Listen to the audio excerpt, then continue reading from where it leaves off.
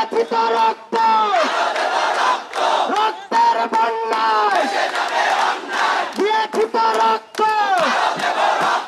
রক্তের বন্যায় আমার ভাই কবরে খুনি কেন বাহিরে আমার ভাই কবরে 1971 সালে পাক বাহিনীদের যে অত্যাচার আমাদের উপরে নেমে এসেছিল সেই অত্যাচারের প্রতিবাদ করতে গিয়ে আমরা সেই সময় আমরা ছিলাম 17-18 বছরের যুবক।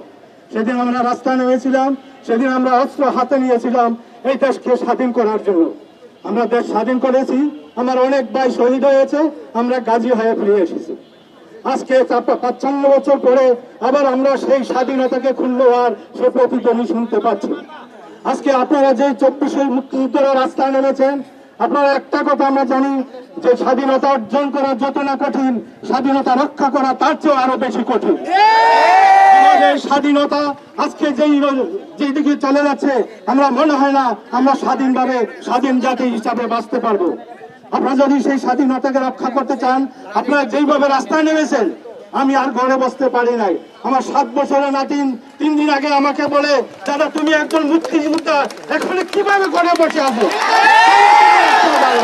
সেই নাতিনের ইয়েতে উদ্বুদ্ধ হয়ে আজকে আমি তোমাদের সাথে সম্মতিকর্তা জানার জন্য আমি এখানে উপস্থিত হয়েছি। তোমরা জানো আমরা 2 ভাই 1971 সালের যুদ্ধে 2 ভাই মুক্তিযুদ্ধে অংশগ্রহণ করেছিলাম। সেই অপরাধে আমার বাবা মা বাড়িতে ঘুমাইতে পারে নাই, পাট খেতে, ধান খেতে এবং কি আখ খেতে ঘুমিয়েছে। আজকে তোমাদের বাবার মায়ের অবস্থা আমরা সেটাই দেখতেছি।